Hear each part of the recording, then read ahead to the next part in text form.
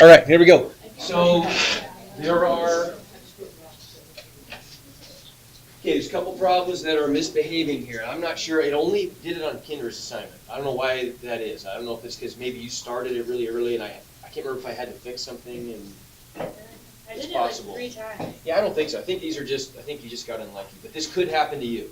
I'll fix these. And then I can do, in Moodle, I can do what's called a regrade. So if I fix the questions, whether you've got them turned in or not, I can just have it go through and regrade everything, and it'll, after it does that, this would show up as a green check, and you get the credit. So you don't have to do anything. I'll do it. But what should the answer be? Let's talk about. I mean, if it's marking these wrong, these aren't really hard ones. You'll know if they're, if it's doing this incorrectly at first, you'll probably have a sense that it is, and just you don't have to keep retrying it. What should the answer be? Negative 14x. Negative 14x, right? Everybody agree? Okay. I want to take the sign of the leading term, that's negative, so I'm going to factor out a negative. The biggest number that goes into 14 and 14 is 14, and I can only divide away an x to the 1 from those two terms. Right? So that should be the answer. Kinder put that and they marked it wrong. It shouldn't have. It's right. And if you've marked it right at any point, even if you've retried it, it should go in and still give you the green check when I regrade it. Okay? All right, so for today, what I want to do is I want to talk about a new method for solving quadratic equations. And let me give you a little context for this before I jump into it. So what if we have an equation like, well, actually, here, I'll just pick one from up here. Let me copy something like that even.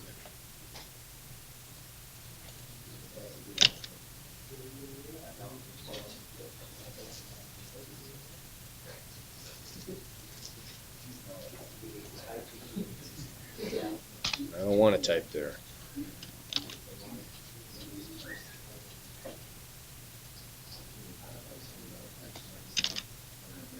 Okay, so if I want to solve this equation, right? We talked about this situation yesterday and the day before. Can I isolate a single x? No. I can't. So if I can't isolate a single x, that seems to imply that I've got to do something different. I've got to factor or do something like that, right? I can't use the isolate x strategy. Can I factor this? Can I find numbers that multiply to -2 and add to 8? I can't, right? Those numbers don't exist. And so factoring is not going to be an option for me. I can't break this down into a product of factors. It's never going to look like this.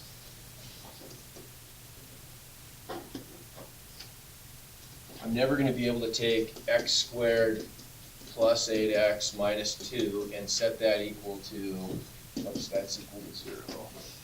So I'm never going to be able to break this down into a product of factors, no matter how hard I try. If I did, I could set them equal to 0 and solve using the zero product property, but it's not an option. Okay, so what are my other options? Well, I got to go on, I got to move down the list of options, right? We couldn't isolate x immediately, we couldn't factor, we'll move down to the next possible strategy. So there's a couple of things we're going to come up with, but for today I want to talk about one called completing the square. Okay, and this really illustrates it pretty well. Let me explain what all this means.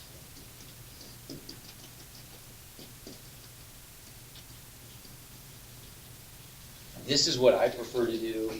Ultimately, we're going to come up with some, you guys have probably used the quadratic formula at some point, right? Is that true? That one with the song. With the song, yeah. Yeah. I think I sent the song over. Yeah. We'll see if it's the same song. I think I sent it over to Mrs. Robinson. That's probably the one you guys used. I don't remember the song. I just remember. Oh, it sticks in your head. You'll remember it if it's the right one. But anyway, the the quadratic formula. That was a bad choice. I shouldn't have probably said that, should I? So the quadratic formula, you got a great song to remember it. It always works. It's fine. But I prefer, like, I never really use it. I just use this instead. I think this is, to me, is, once you get good at it, I think it's a little bit faster and a little bit easier than actually using Pythagoras. I keep saying Pythagoras there. Quadratic formula. You'll be the judge of that for yourself. I don't think it's something, I wouldn't emphasize it so much in a regular Algebra 2 class. I think it's easier to do if you have a really good command of your math facts, which you guys all do. So I think for this group, you might end up liking this the best, but we'll see. So here's how we look at this. We're going to look at this geometrically, which I really like. Sometimes in math, you get to think about how often do you use geometry. You may not think you do very often, but the further you go in math, the more and more you kind of go back to that stuff you learned in geometry. Let's consider the area of these two rectangles. This one's a square, right? The side lengths are x and x, so the area is x squared. This one has a height of x and a width of b, so the area is bx, right? What we're going to do with this is we're going to reconfigure those, and we're going to try to form those into a slightly bigger square, because finding the areas of squares is really simple, right? It's just the width, the side length squared, okay? So all we got to do, if we want to do that, is we could cut this thing up into two equal pieces, cut it in half, right? So each of them is going to have a width of b over 2 and a height of x, right? Everybody see that? And here's where there'd be one there and one there. We're going to take one of those and we're going to flip it sideways and move it down here. Okay? What's that trying to do? Well, it's trying to make a square. Right? It's trying to make a bigger square. What would the dimensions of that bigger square be if I scoot this guy over here a little bit and scoot him up? I'm trying to make a square. What's the width going to be? X plus b over 2. The height is going to be x plus b over 2. It looks just like that, right?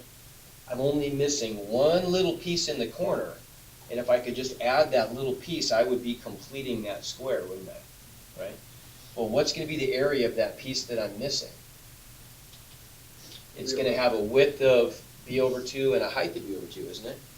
Yeah. Right? Because it's filling in the gap that these two little pieces are leaving, right?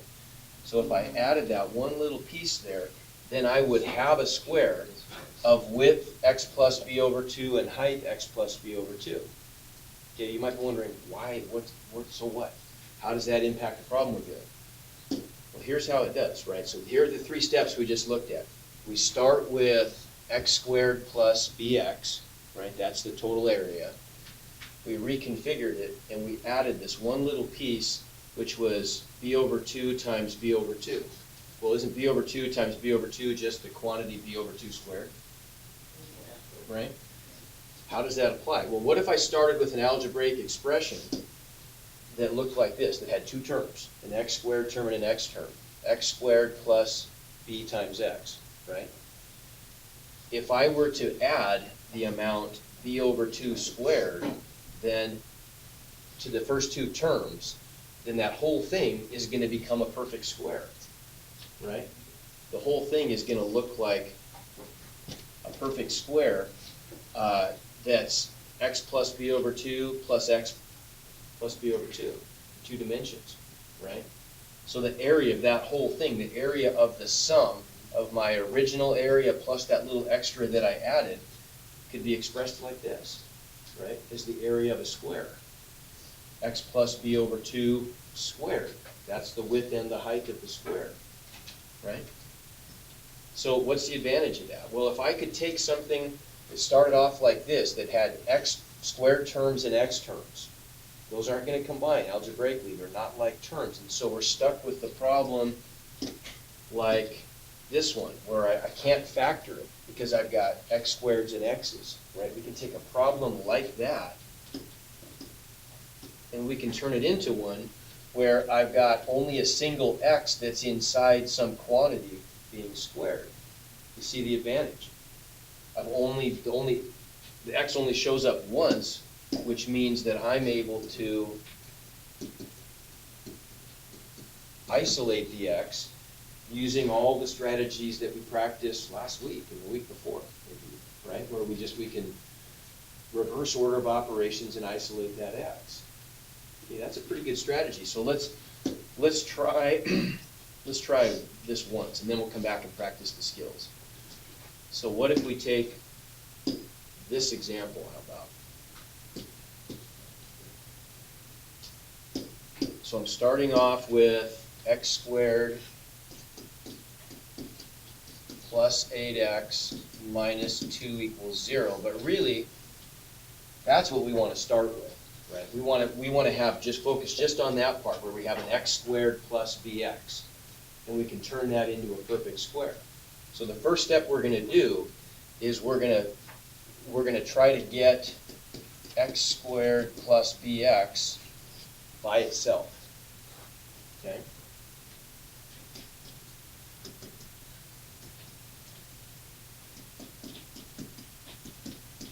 So what's that look like? I just have to get rid of that negative 2. What do? Add it. Just push it to the other side to get it out of the way. Okay? So step 1, we end up with x squared plus 8x equals 2. Now when you do this work in your notebooks, always leave a space there because you're going to have to add a number to those first 2 terms to create a perfect square. Okay? But so leave that there. That's kind of a part of our second step. Step 2 is going to be, we want to write the left side as a perfect square.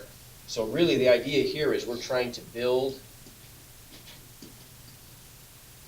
a perfect square trinomial. What does that mean?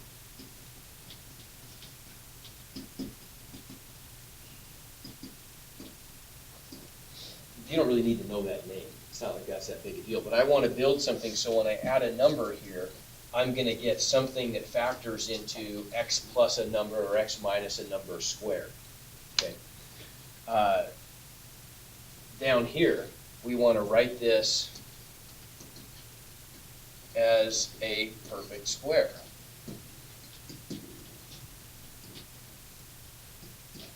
So that means for step 2, we want the left side to look like something squared. Okay? So what am I going to do? What's the little term I'm going to have to add to make this into a perfect square trinomial? If a is, what's the value of b here? 8, right? I've got x squared plus bx. What was the size of that little square that we added? b over 2 squared, right? Everybody agree? So what is b over 2? 4. Okay, so this is going to look like, we're going to add 4 squared, right, to both sides. I'm adding the area of that tiny little square to both sides. What is 4 squared? 16, right? I got to treat both sides equally, okay? So then what's that going to factor into? X plus what squared? I'm going to go back to the picture for a second. Right, in our picture, oops, wrong way. In our picture, think what we did, right? We ended up with a square that had a total width of x plus b over 2 and a height of x plus b over 2 by adding that little square at the bottom that was b over 2 squared, right? So what's the area of this whole big square then? Yeah, x plus b over 2 squared, if I include that little square in the bottom, right? Get the idea? Okay.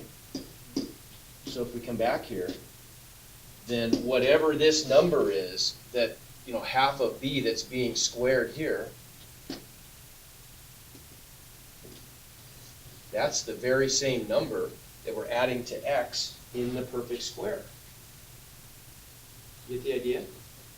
Okay, and on the other side, what do we get? What's 2 plus 16? 18. Well, that's easy now.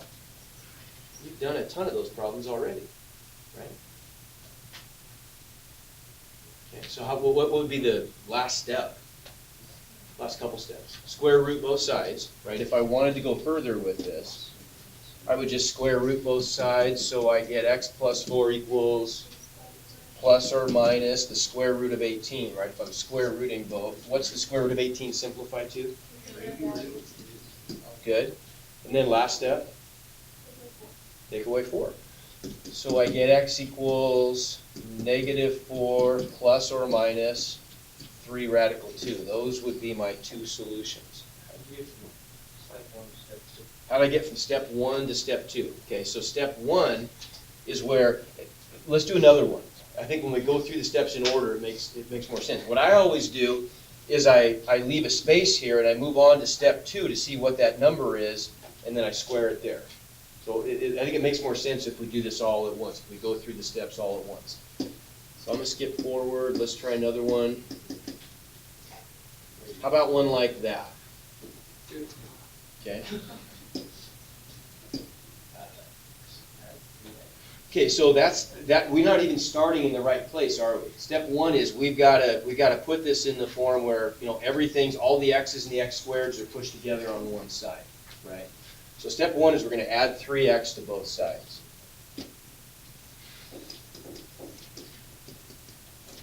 So that leaves us with x squared minus 6x. Well, I'll go ahead and put plus 13.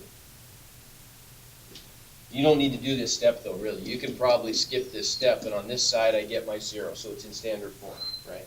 Now, what am I immediately going to do though? I got to subtract the 13 because I'm trying to get x squared plus bx by itself, so I can build a perfect square, right? So we only want to keep those two terms on the left and get rid of everything else, push it away, right? So we get x squared minus 6x equals negative 13, okay? So we're going to fill in this box right here on both sides so that we're creating a perfect square on the left side, right? Well, what's that going to look like? I'll start my next step. The next step is I want something like that, right? That template's going to be the same every time. Well, what has to go here? 9. No, hang on. That's what's going here, right? What goes here? Half of b, right? Every time. If this is b, we're going to end up with x plus b over 2 squared is the area of the perfect square that we're building, right? So half of negative 6 is what? Negative 3. Good, so we're getting x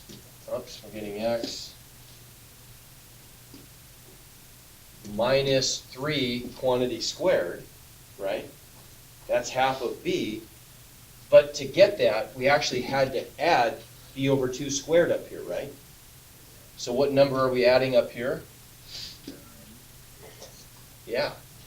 And we got that from negative 3 squared, right? Half of b is negative 3 squared is 9. So we're adding the same thing to both sides now. We're treating both sides equally, right? So what do we get on this side? Negative 4. Right? The order in which I fill in these blanks is the same every time when I do this. I always go, this is the first thing I answer, is what goes there, which tells me what goes there. So that's number 2. Well, obviously these are the same. So 2 and 3 go together.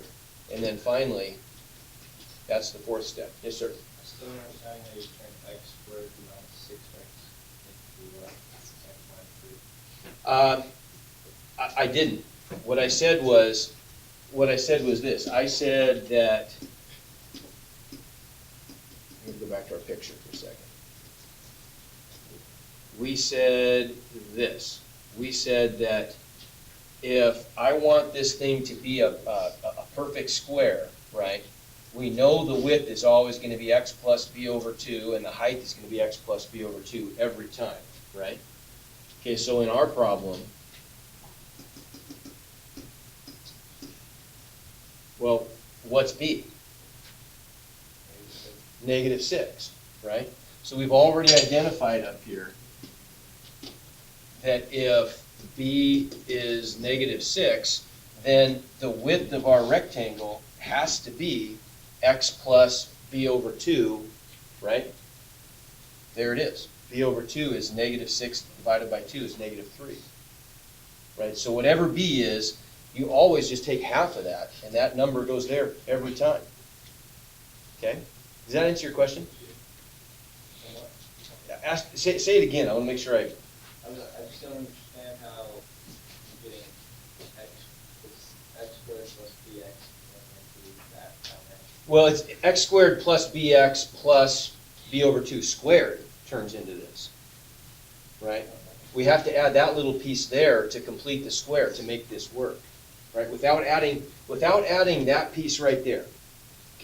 Remember what that is, right? Without adding that piece, all we've got in our picture is that part right there without that little, it's not a square yet, right? X plus b over 2 squared only gives us a square if we add that little addition at the bottom, right? So we need to add that one little extra contributor in order to make this happen, right? So in our problem, what's that little contributor? That little tiny square? It's that piece right there, right? It's b over 2 quantity squared, okay? So the order, and you can turn this into, I mean, I want you to see the concept, and you might have to just ponder that concept a little bit. I would urge you, if this didn't click 100%, I want it to for you guys. I want you to kind of be able to make the connection between the geometry pictures I drew and this process. So if it didn't, you might have to go back and look at the notes. I'll make sure they're up tonight, right? You might have to go back and just take a look at those and go, think about it until you go, oh, okay, I got it. I see how the areas illustrate this process. But when you're actually doing the problems, you don't have to worry about that. The problems are very mechanical. Really, all you're going to do is you got to write this in, you got to isolate an x squared plus bx on the left. That's not hard to do. That step you can, you'll get without much problem. That's a pretty easy step. Once you get that, this stuff is the same every time. The way you're going to fill this template out is whatever half of b is always goes there every time. Whatever that number squared is goes there and there. You've got to add it to both sides. And then what do you end up with on the right side of the equation? Well, whatever you get when, we started with a negative 13. When we added this number to both sides, what does that give us? Just some number, right? And then from there, we're just going to isolate x. Okay? What would the two steps be to isolate x this time? Square root both sides. Right, so if I square root both sides, I'm going to get x minus 3 equals plus or minus, what's the square root of negative 4? Add 3 to both sides. And so x equals 3 plus or minus 2i. Okay, let's do another one. And you guys try this one on your own.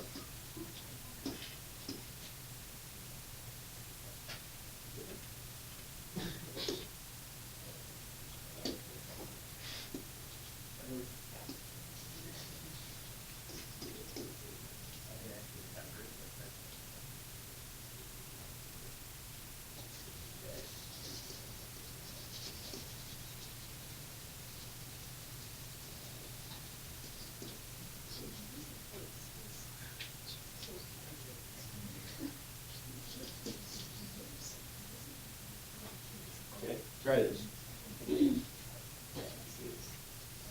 Break it into those steps, right? We've really just got those 3 steps. You're going to isolate x squared plus bx, right? You're really going 2 steps, I guess. And then you're going to figure out what you have to add to both sides to make a perfect square trinomial, and then write it as a perfect square. So the template will always look like this. It's always going to look like x squared plus bx equals, right, some number on this side. Whatever, it's going to be some number. And then down here, you're always going to have x plus b over 2 quantity squared, right? And then up here, that means you're going to add b over 2 squared to both sides. That's the order, right? You start here. You go there, which means you go there, and then finally,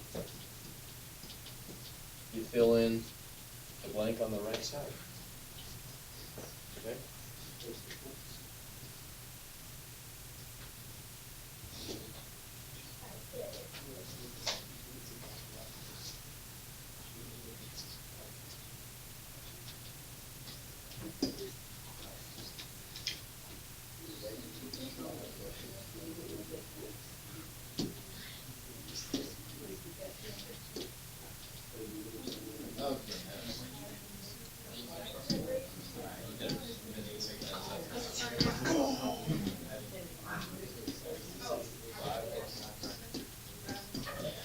Oh,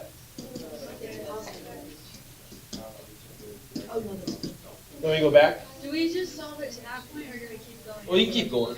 But from there, it's pretty trivial. I mean, really, getting it there. So there's going to be a bunch of problems on the homework that just ask you to, actually not on this, well, there will be. I'll add them before you start.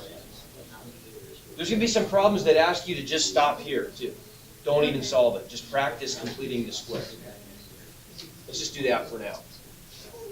So before I even started the problem, I would write this. Everybody see that? Yeah, let me get everybody's attention up here for a second. I know you're busy working on stuff. I would start here, right? I would start with x squared plus bx, leave a space, equals. Down here I've got x, leave a space, squared, equals, and you're just going to fill in those blanks. Now you can do that much of the problem without even thinking about it. Now you got to go fill in the blanks. Okay, so take a second and finish this up. Or we just complete this one? Yep, just complete the square. I don't care if you go any further. I know you know how to do the other stuff. I like this way of Oh, wait,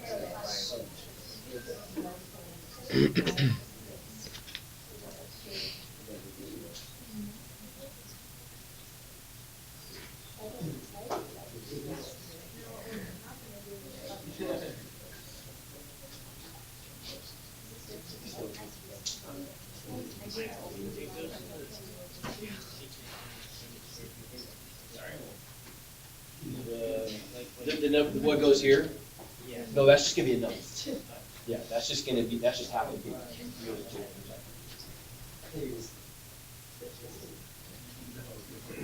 Okay, Tanner, what do I gotta do first? So what do I have to do to get this? What did I have to do to my original equations? Subtract 8. So I got a negative 8 on this side, okay? Okay, now, what am I gonna do first here? What's my first step? Divide 10 by 2. So negative 10 divided by 2 is negative 5. So I know that step 1, I get a negative 5 there, right? So all I need, honestly, why does this row even matter? It only helps me get a number there, right? If I knew what that number was now, I don't even care about this step. I just want to know what is the quantity x minus 5 squared equal to so I can isolate x. So now we got to fill in this blank here. To get there, though, we need to know what we're adding to both sides, right? So if I want to get the perfect square, x minus 5 quantity squared, what does that mean? I've got to add there to make that happen. I've got to add negative 5 squared. Half of b is negative 5 squared is 25, right? Everybody see that? So here's that little additional piece I had to add to complete the square to make it into a square that's x minus 5 by x minus 5. Everybody see that? So what is negative 8 plus 25? There. Now it's easy. Now just isolate x, right? Okay, let's do one while we're on this. I wish these classes were just a little bit longer. I'm sure you do too. Just thinking that. Let's try one like this. Let's do one that's a little bit harder. There's one additional piece to this that we've got to do in isolating x squared plus bx. So what do we got to do before we do anything? We've got to clean this up. Subtract 20x from both sides. Okay. Good. So we'll subtract 20x. And I could add 5 to both sides, but can we kill 2 birds with 1 stone here? Where do we want to push that number eventually anyway? To the right. Okay, if we know we're going to be completing the square, we want to get rid of that anyway, so let's actually just add 12 to both sides, right? So those go away and those go away, and I end up with 5x squared plus 2x equals 7. Okay, that doesn't look right though. I'm supposed to get this in the form x squared plus bx. So what would I need to do to both sides to get that x squared have a coefficient of 1? Divide by 5. Divide by 5. So if I divide each side through by 5,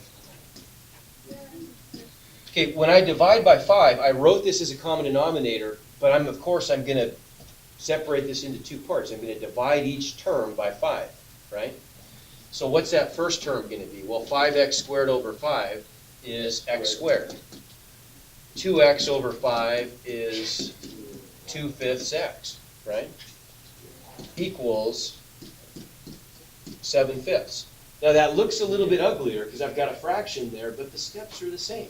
Same process, right? So I'm gonna start the next step. I know that my goal is I want to write this as a perfect square. Well, what number, step 1 is, I guess, now that we've got it in its starting place, right? We've isolated x squared plus bx. Once we do that, what's the number that has to go here? So I'm dividing 2/5 by 2, but it's already a fraction, so we never divide a fraction. We just multiply by reciprocal, multiply by 1/2, right? So half of b would be 1/2 times b, right? 2's cancel, so that's going to give me 1/5, right? So there's step 1. Okay, what's step 2? Square that. So I'm going to square it. And what is 1/5 squared? 1 squared over 5 squared, so 1/25. Remember, that stuff's out of there, right? And so what do we end up with on this side then? Step 3. 46. Okay, good. So I'm going to get, to get a common denominator, I'd have to multiply this guy by 5 over 5, right? So I'm going to get 35 over 25 plus 1 over 25 is 36 over 25. And then you're set, right? Now, I mean, we can finish it. We can finish it, but those steps, I get there's fractions in them, so it makes it a little uglier, but the steps are the same. I'm going to square root both sides.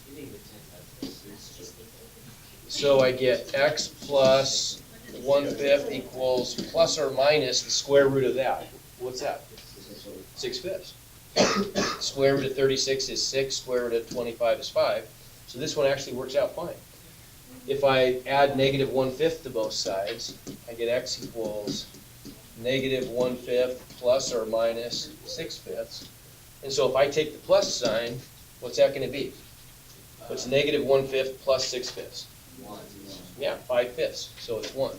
So either x equals 1, or if I take the minus sign, yeah, I'm going to get negative 1/5 plus negative 6/5 would be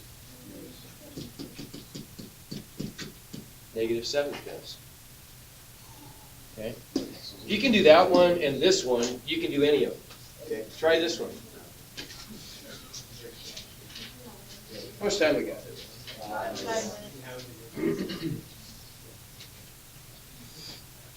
Actually, don't. We'll get to this. I'm running out of time. I want to just make sure you see every kind of problem on this side. Okay, so for example, this one right here. What's the value of c? What's this asking? It's asking what are we going to put into the box when we do this process? What are we going to have to add to x squared plus bx to create a perfect square trinomial? 1/3 squared. Good. So it's going to be 1/9, right? Half 1/3 square. Oh, hang on. You're right. Yeah. Hey. 136.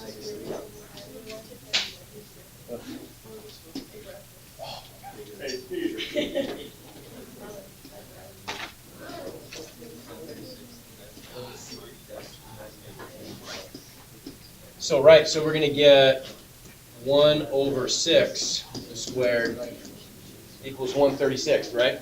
Okay, how about this one? What if they ask you to, this time they want you to actually write as a perfect square. So that your answer is going to look like that. What's it going to be? 9/2. Right? Everybody got that? Yeah, I think it's going to be too bad if you're just, I mean, I know we're getting close, but hold off here for another 2 minutes and this homework gets a lot easier. Make sure you understand how to do these problems. Does that make sense? Okay, what about problems like those? So what's that telling you to do? Get her over there. Do everything, but don't, complete the square, but then don't bother isolating x. So your answer is gonna look like this: x plus some number, quantity squared, equals a number, right? And then finally, stuff like those, it's gonna just say solve, right? So you're gonna actually go through the whole process of completing the square. Okay, make sense? Is that enough math for one period? Okay.